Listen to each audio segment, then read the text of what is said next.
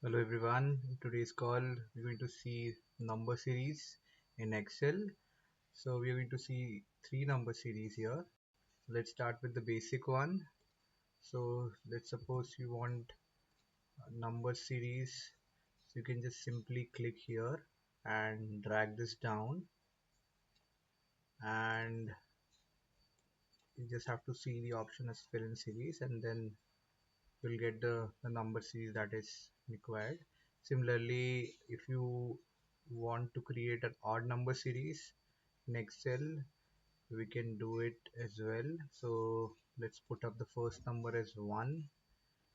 You can, in the second number, you can just simply add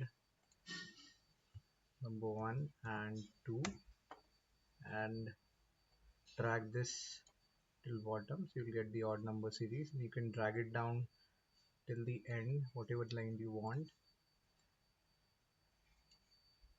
Similarly, even numbers you can do it. So let's start with 2, and series will be first number plus 2, and you can simply drag it down. You'll get the even number series as well. So that is it from this video. Thank you for watching.